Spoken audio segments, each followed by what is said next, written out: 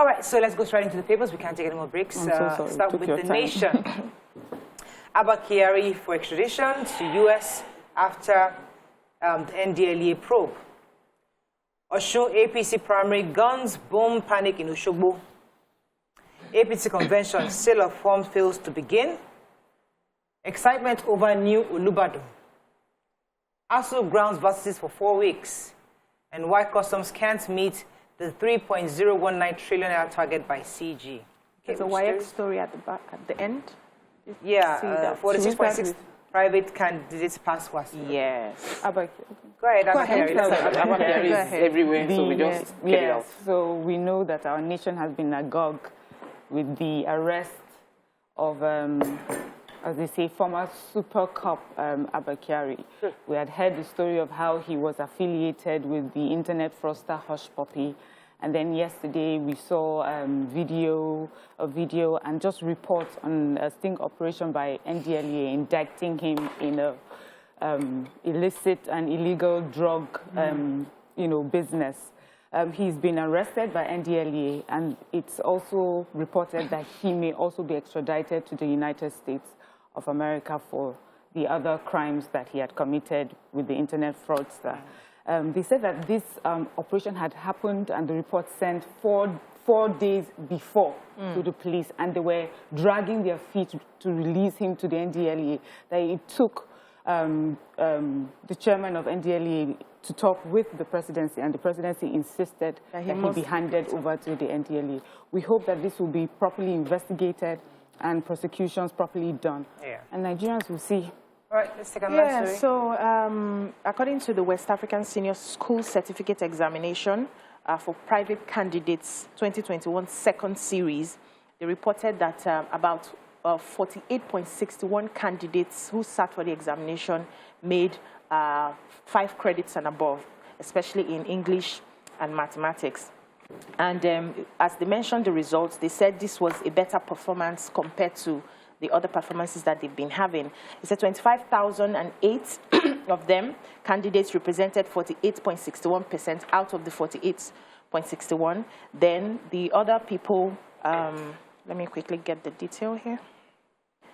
Obtained credits above, okay. So out of that, they said 12,272%, 2,000 were male candidates, and 12,736,000 were female candidates in this category. Right. So they also mentioned that, they've said that the requirements for registration, you must have your NIN, but they are saying this is not going to affect any candidate from getting into the examinations. They will take their time to get that.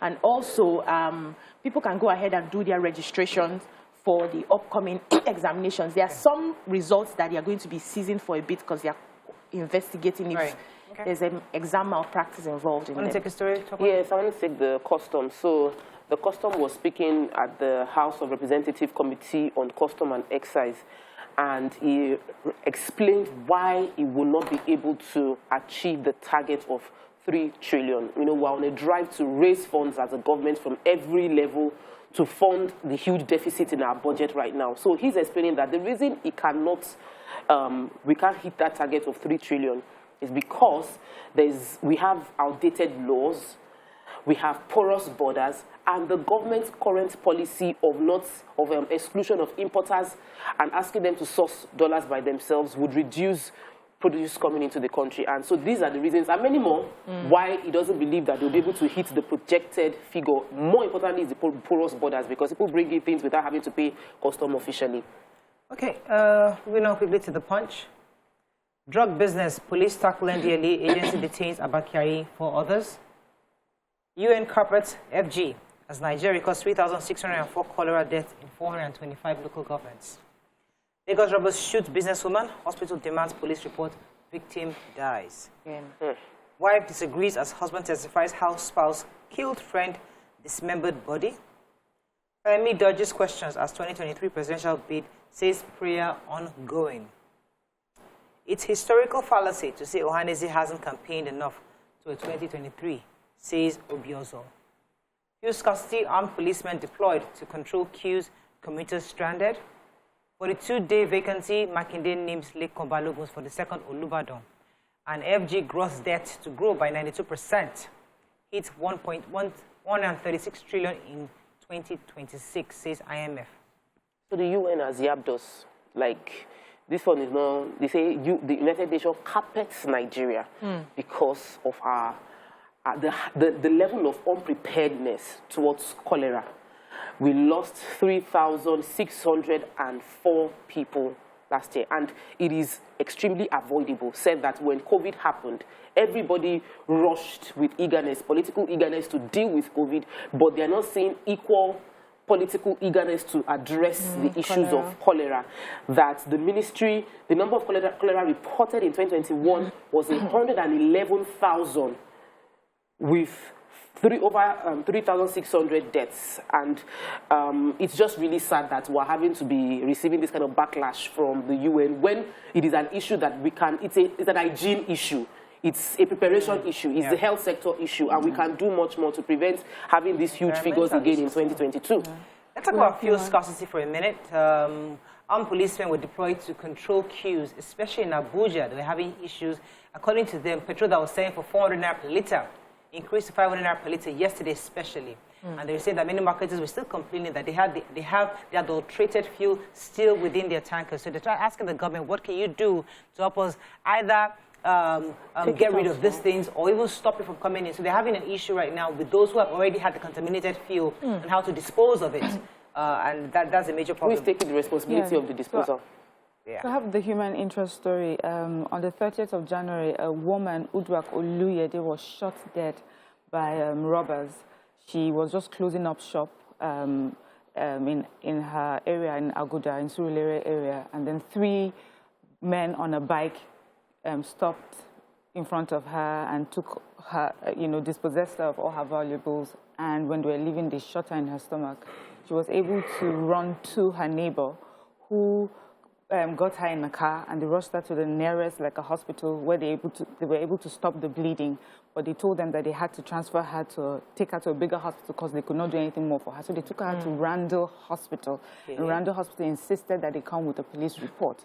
So while they left her there, she said she now rushed to the police station in the area to get the police. That in fact, the policeman followed her and was writing the report in the car. But by the time they got there, even though that they saw that they had placed her on oxygen and drip, she had passed on. Oh my God. That they were just insisting on the police report and that the husband should sign. The husband is really, of course, as we know, quite despondent. He says he has 2 children. He had to go back home to tell them that their mother is no more because the hospital was insisting on signing and police report.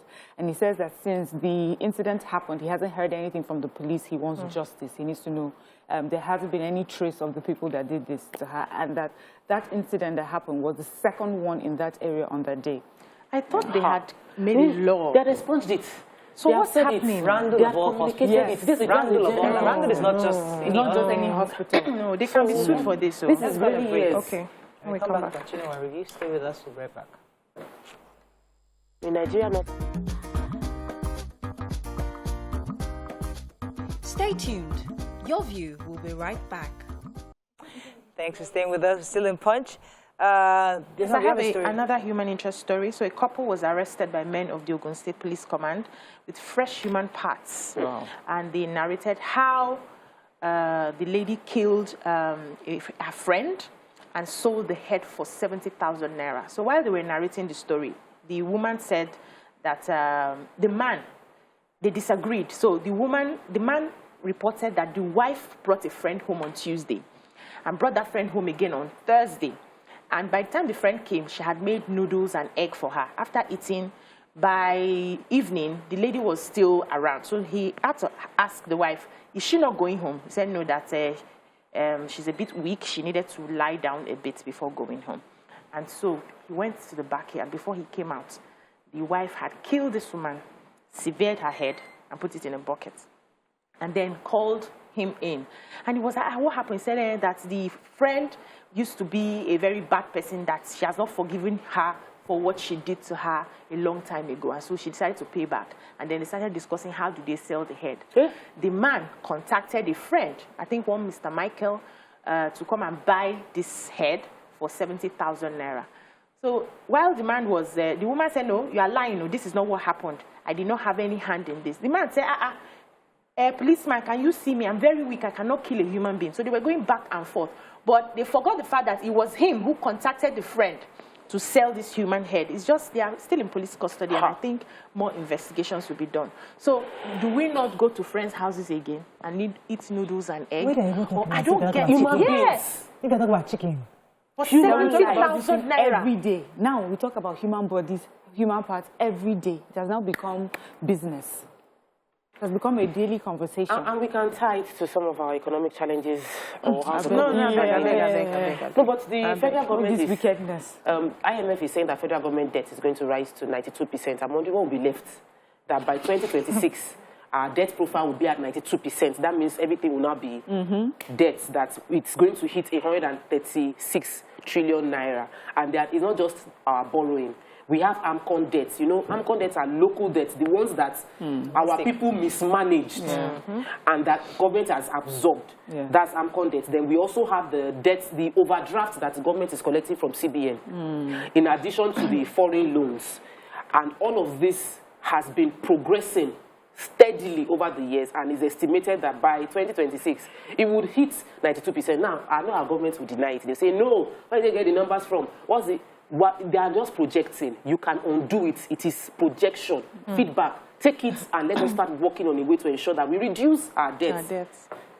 But I guess another way to look at it is that, okay, so every month you're earning 10,000 naira. So all out of the 10,000 naira, 90,000 naira is to repay. So you don't have really anything else to do. It's just, and it's just We're cost of living now. You'll be broke then. But at least the 10,000 naira is still coming. Abi? Yeah, so we hope that by then, we'll be getting more than 10,000 naira. So we have something to work Really, so in fact, I'm just tired. APC chair race narrows to Almakura, Adamu, and Musa. More trouble for Super Cup Abba Kyari. Makinde confirms Balogun as Olubadan. Again, court orders EFCC to stop further actions against Okorocha. PDP to Buhari sign electoral bill amendment into law now. 49% WASI candidates obtain 5 credits, including maths and English. Over 8,000 child soldiers recruited by armed groups in Northeast, says UNICEF. And 2023 PDP APC presidential tickets will determine Igbo destiny, says Ohaneze. Let me start with the major headlines. So, the National Convention of the APC draws near and is looking like the Governor Buni may not be the new chairman of the NWC actually. So according to them, it's narrowed down to 3 people. That's the former governor of current senator. Let me see the names here. I have the Alhaji Umaru Tanko Amakura, the former governor of Nasarawa State. Exactly, I was trying to get that.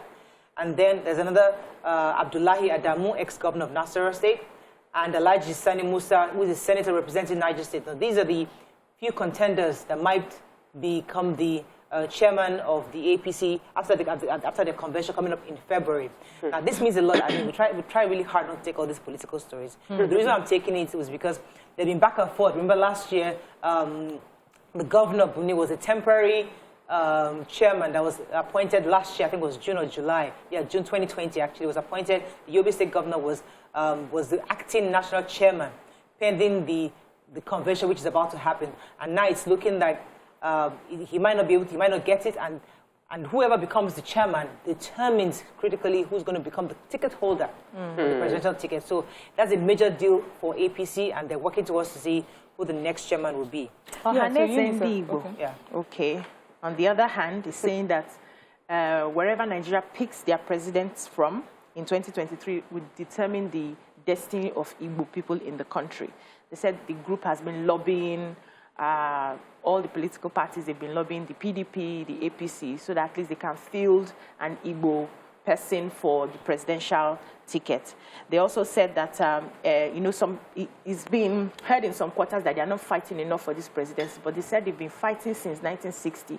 You cannot accuse people who are always making noise about marginalization of not coming out to fight. They've been fighting, and this is an opportunity for them to get this. This will show that the Igbo people are capable, they are patriotic, they have credible personalities, they are eminently qualified to govern the issues in the country. And when they do that, we'll see that there will be fairness, there will be justice, there will be equity, and they will know that they actually belong in the country. So they are appealing to political parties and every other person who has an interest in Nigeria to ensure that they get their turn to, govern the nation. Vanguard break. Okay, go I have ahead. one. So UNICEF on the day, they call it International Day Against the Use of Child Soldiers. It's also called Red Hand Day. And UNICEF is asking and calling for the end of recruitment and use of children by armed groups in Nigeria. They said for about 13 years in the Northeast and the conflict and insurgency that's been happening there, about 8,000 children have been recruited. And in those 13 years, thousands of lives have been lost, livelihoods disrupted, access to essential services by adults as well as children have been disrupted. They're asking Nigeria to sign the handover protocol for children encountered in the course of armed conflict in Nigeria. So this handover protocol is to say that when children have been arrested for being part of an insurgency group, they should not be locked up. Instead, they should be taken to civilian home and then find ways to rehabilitate them and bring them back into society, giving them the proper support. Children are not meant to be locked up because they didn't choose this life. Yeah. This was, their lives, their real lives were snatched away from them by these insurgents. And there's also an act in addition to that. There's Convention on the Rights of the Child on the Involvement of Children in Armed Conflict, which says that you cannot conscript any child that is not up to 18 years of age.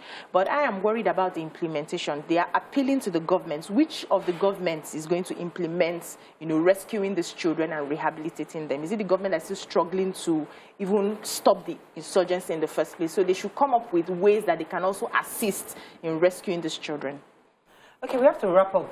Vanguard has most of the stories already taken, but finding a story that we haven't taken, I think most of the stories that we've taken it. Congratulations to the Olubadan and the people of Ibadan, because yesterday they got the letter from the governor that confirms that the new Olubadan will be Senator Lekon Balogun, and everybody started celebrating. We're waiting for the date of the coronation. The governor had indicated that he would be sending an official letter yesterday when he was at the burial of the former Olubadan last week. So I'm sure this is good news for all the people of Ibadan. Also, the law that was passed previously elevating some people, that has been set aside. So I'm happy that peacefully there will be handover to the next person. Okay, let's go on a quick break. When we come back, move on to our hot topic of the day. Stay with us, we'll be right back.